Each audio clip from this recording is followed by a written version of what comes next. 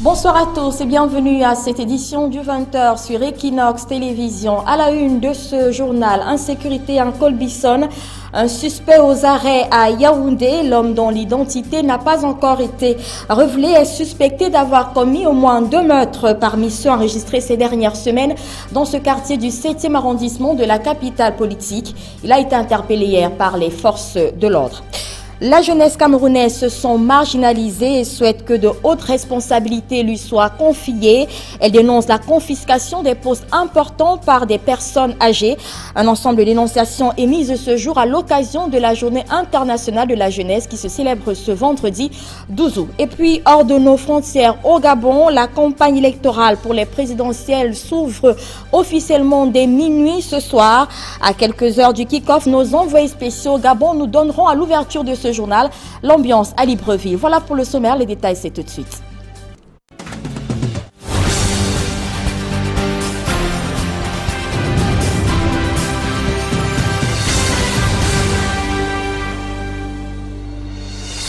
Merci à vous, mesdames, messieurs, d'être avec nous pour cette édition du journal. Je le disais tout à l'heure à l'ouverture, nous allons au Gabon où la campagne électorale pour les présidentielles s'ouvre officiellement ce soir dès minuit. À l'occasion, Libreville se part peu à peu aux couleurs de cette campagne électorale. À quelques heures du kick-off, nos envoyés spéciaux ont sillonné les villes de Libreville pour nous donner l'ambiance. Je le disais à quelques heures de ce lancement. Retrouvons Eric Watat et Eric Marsan-Djomou pour les précisions.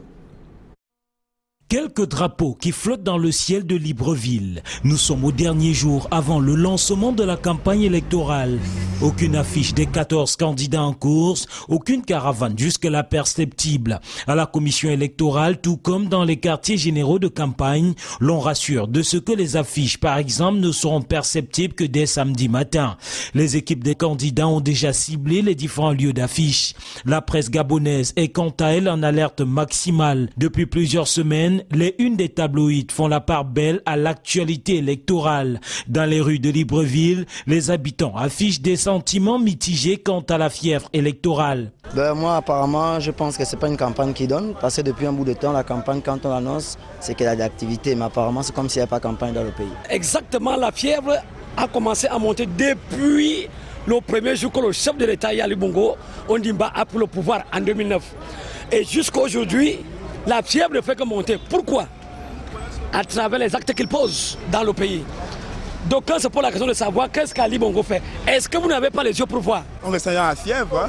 Ali Bongo fait on voit les policiers. Bon, on a hâte de demain parce qu'on va faire une campagne. Nous-mêmes, on va faire la campagne. Si pour certains, l'issue des urnes décidera de qui sera le prochain président gabonais, d'autres ont des idées tranchées sur la question. Que ce soit le président Ali Bongo, bien que ce soit le président Ping, nous lui souhaitons bonne chance pour faire un bon mandat, pour qu'il voit à la jeunesse gabonaise et tout le peuple gabonais. Donc c'est ce que nous voulons qu'il travaille. Nous savons, il a gagné, le pays déjà il a gagné. Puisque Ali Bongo a bien travaillé, la nation a vu, la communauté internationale a vu, les résultats sont palpables, visibles à l'œil nu. Vous voulez quoi? Ça donne un coup KO.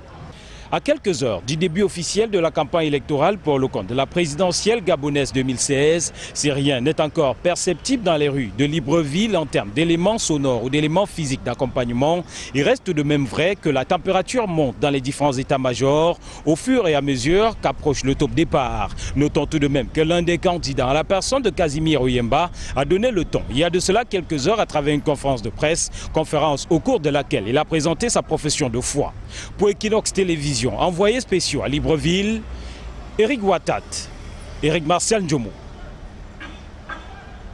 Et pour avoir plus de précisions sur cette campagne, le disions qui s'ouvre dès minuit ce jour, 14 candidats sont à liste, rappelons-le, et aucune femme.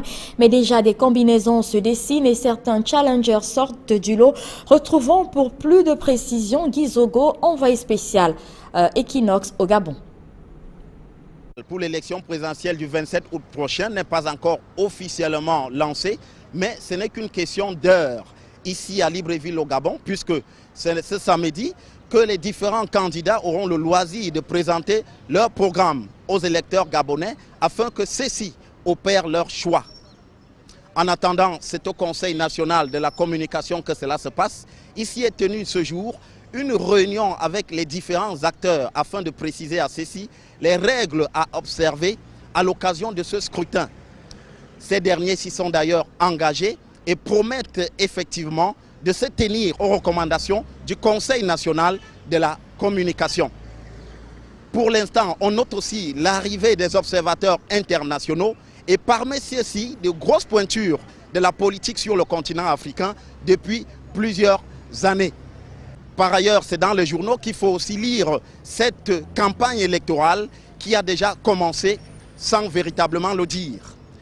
Les journaux, effectivement, en fonction de leurs tendances idéologiques ici, ne se privent pas d'adresser des piques les plus violentes parfois aux différents candidats selon le camp dans lequel ils se situent. La grosse actualité, effectivement, reste le meeting d'ouverture de campagne du président Ali Bongo ici à Libreville. Ce sera dans l'un des principaux stades de la capitale gabonaise. Le camp du président sortant explique qu'il sera question, effectivement, de confirmer ce qui a été commencé il y a 5 ans. Guy Zogo, Equinox Télévision, depuis Libreville.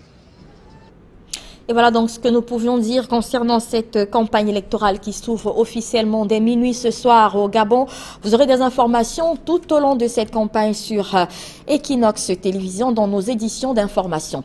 Retour à présent au Cameroun. Nous le disions à l'ouverture de ce journal, un homme est aux arrêts à Yaoundé. Il est soupçonné d'avoir tué au moins 2 personnes dans la série de meurtres enregistrés au quartier Colbison dans le 7e arrondissement de la capitale politique. Le suspect dont l'identité n'a pas encore été révélée a été interpellé hier par les éléments des forces de l'ordre. Marcelin Gansop.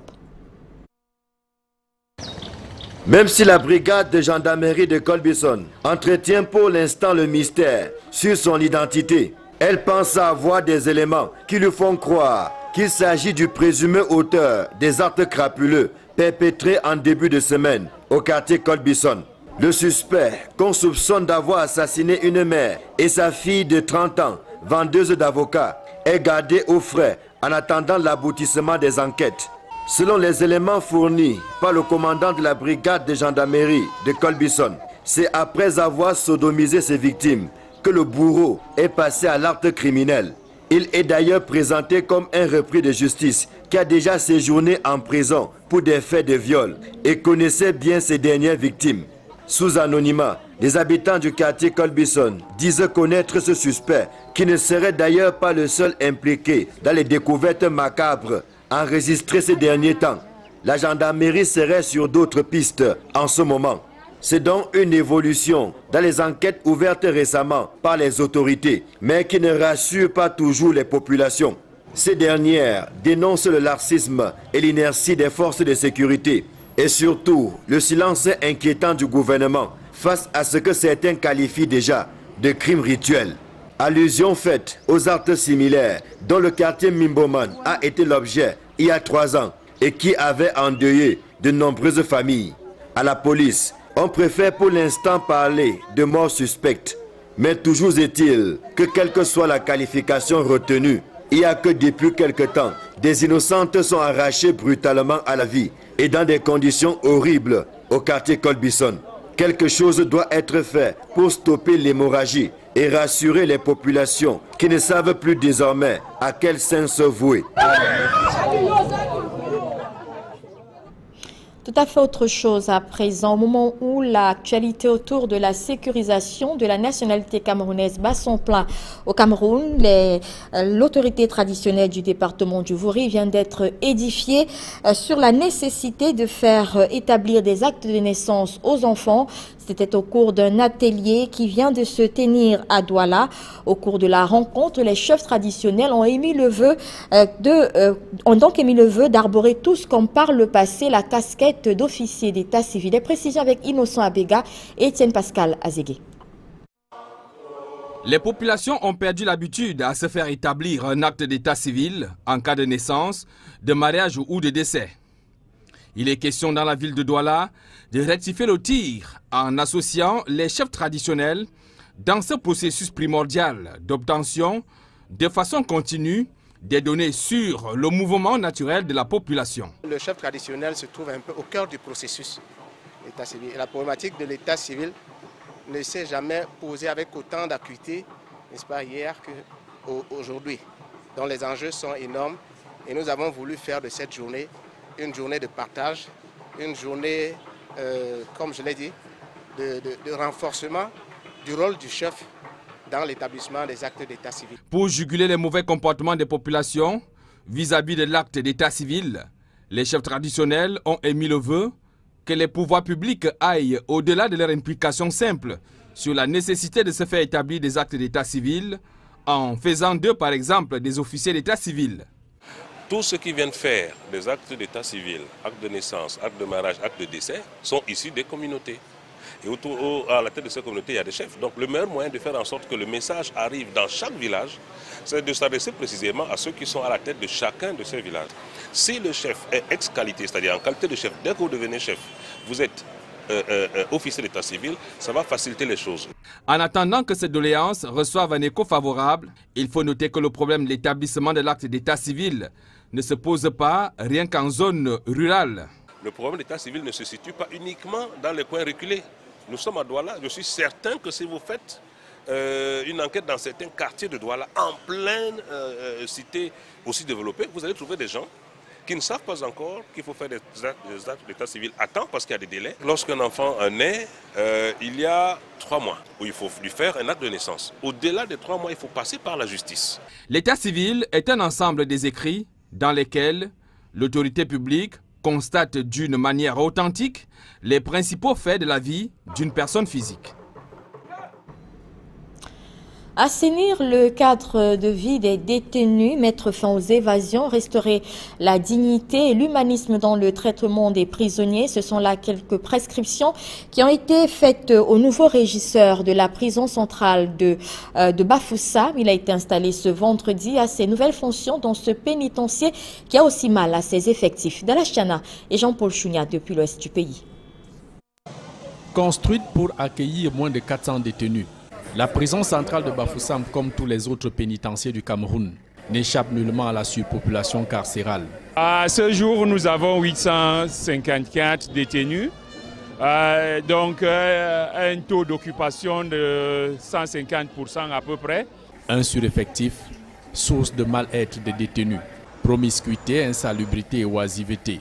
Chantier sur lequel s'est attelé 6 ans durant le régisseur sortant de la prison centrale de Bafoussam, promu délégué régional de l'administration pénitentiaire pour le Sud-Ouest. Cette semaine, il y avait déjà la Commission nationale des droits de l'homme et des libertés du Cameroun qui était de passage. Ils ont donné un satisfecit, n'est-ce pas, du travail effectué pendant 6 ans. Cet état des lieux appréciable, qui du moins reste à améliorer davantage, incombe désormais à Paul Nyangang Tusse, nouveau régisseur de ce pénitencier. Je veux d'abord passer un temps d'observation. Après l'observation, on va faire l'état des lieux, on va dégager les grands problèmes, on va les prioriser et enfin on va donc les dérouler conformément aux urgences de l'heure. En l'installant dans ses nouvelles fonctions, le délégué régional de l'administration pénitentiaire pour l'Ouest prescrit au nouveau promu la poursuite de l'assainissement du cadre de vie des prisonniers, la lutte sans merci contre la divagation des détenus, les détachements fantaisistes, les évasions, les compromissions entre détenus et gardiens et surtout traiter avec humanisme et dignité les 854 pensionnaires de la prison centrale de Bafoussam. Vous devez en outre favoriser la réinsertion sociale des détenus en leur assurant un traitement avec dignité et humanisme en toute légalité, mais avec fermeté. Assainir les relations entre les personnels et les détenus en luttant contre les mauvaises pratiques, dont la persistance peut porter un coup à l'ordre et à la discipline au sein du pénitencier. Paul Nyangang Tusse débute sa carrière en 1988 à la prison de Maroua.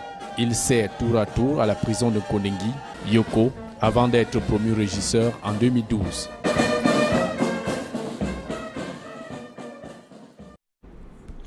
À l'extrême nord du pays, les comités de vigilance réaffirment leur engagement à lutter contre Boko Haram en redoublant d'alerte et par là la collaboration avec les forces de défense.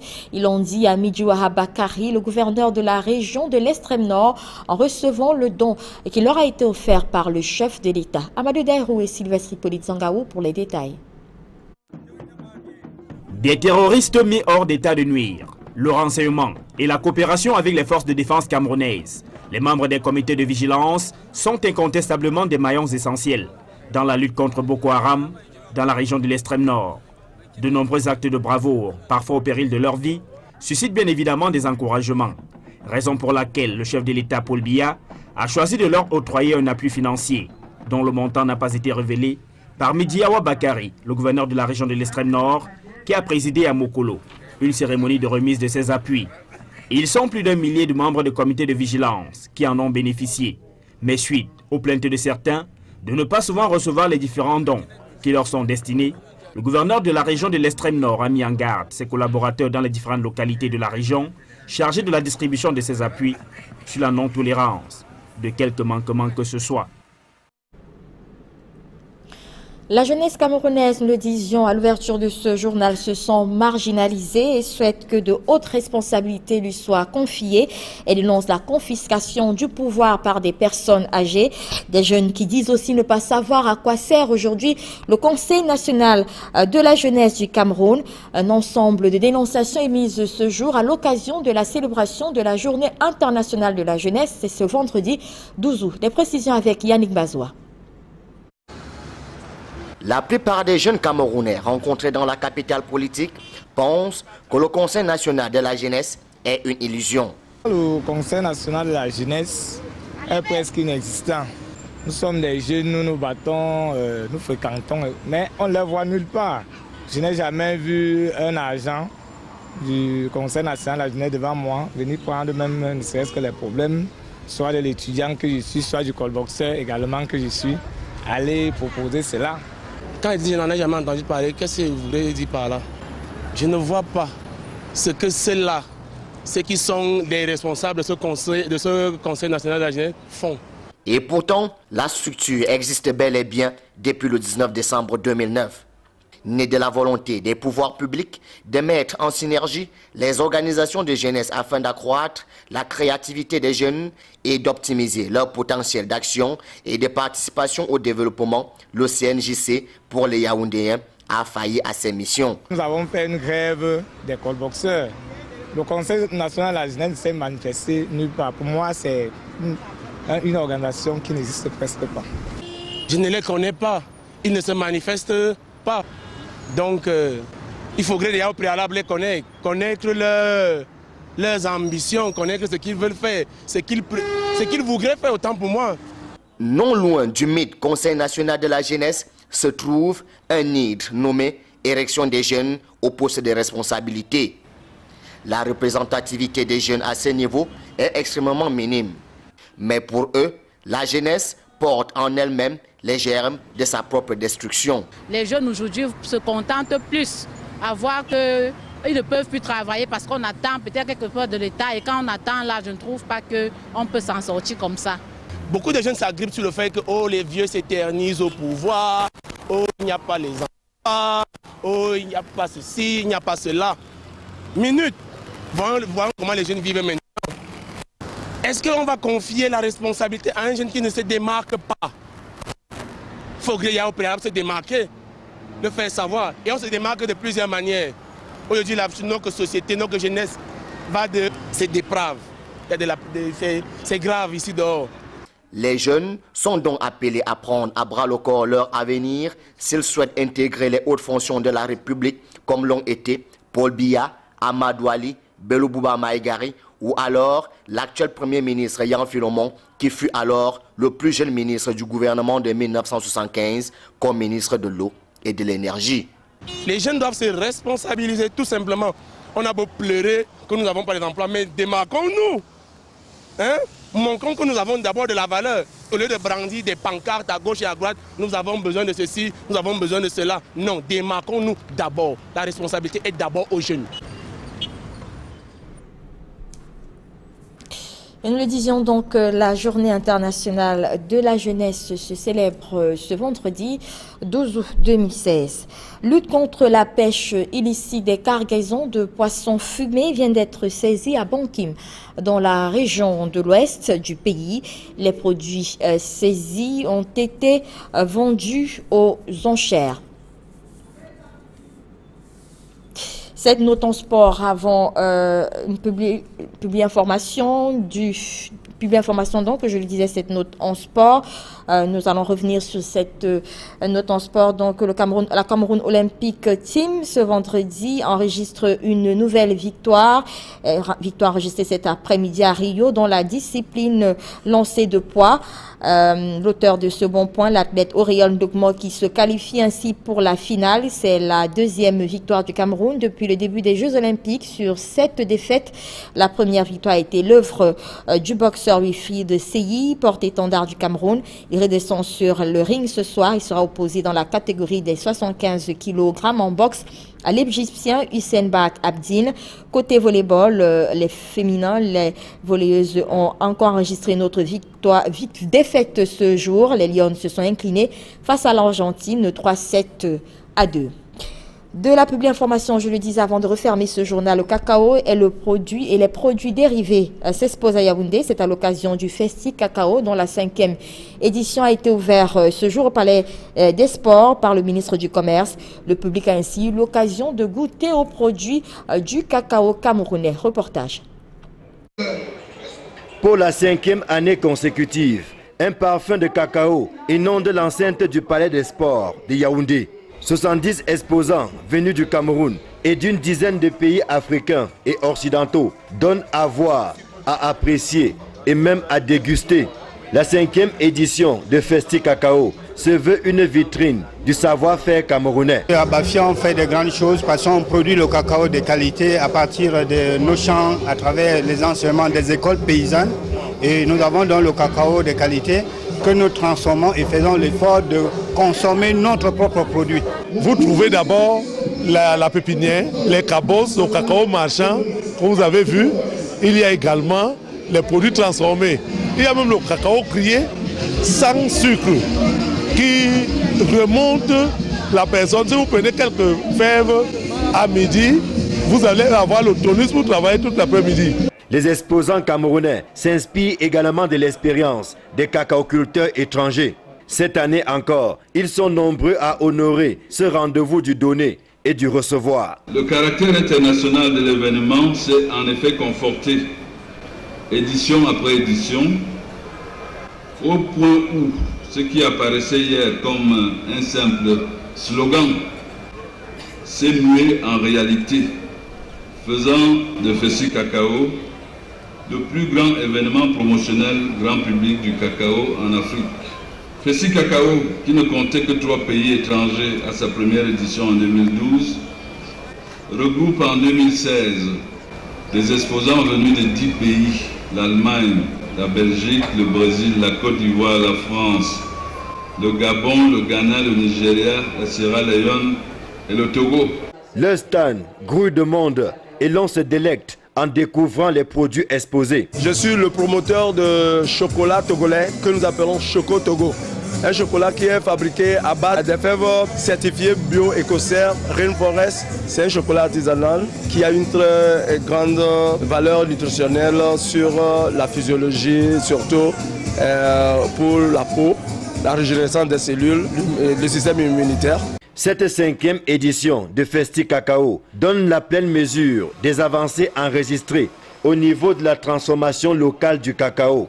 Mais les acteurs, loin de se satisfaire des acquis, visent plus haut. Il y a des acquis, mais nous le faisons avec des outils traditionnels. Nous avons besoin, au niveau des producteurs, d'avoir des petites machines. Et on s'est renseigné, c'est faisable en Chine, mais les producteurs ne peuvent pas financièrement supporter le coût. Et on a également le problème d'étiquetage. Après avoir fait le tour de la foire exposition, le ministre du Commerce s'est réjoui du chemin parcouru et des résultats obtenus depuis 5 ans. L'objectif recherché était quoi? D'abord montrer ce qu'on peut faire du cacao, susciter des vocations et s'arrimer à un environnement concurrentiel de marché. Nous avons vu des produits de très belles factures. Ces produits n'ont rien à envier avec ce qui est exposé dans les rayons des supermarchés en Occident. Vous avez vu l'engouement de la jeunesse autour du cacao. Nous allons réfléchir pour que en 2017, le bon soit encore qualitatif. La 5e édition de Festi Cacao se déroule sous le thème « La régénération » par New Generation. Une fleur en direction du programme innovant du CICC qui marque des points sur le terrain de l'engagement des jeunes dans la relance de la filière cacao-café. Et c'est la fin de cette édition du journal. À suivre juste après la météo, tendance économique puis Horizon Sport. Quant à moi, je vous souhaite de passer une agréable soirée en compagnie des programmes d'Equinox qui se poursuivent.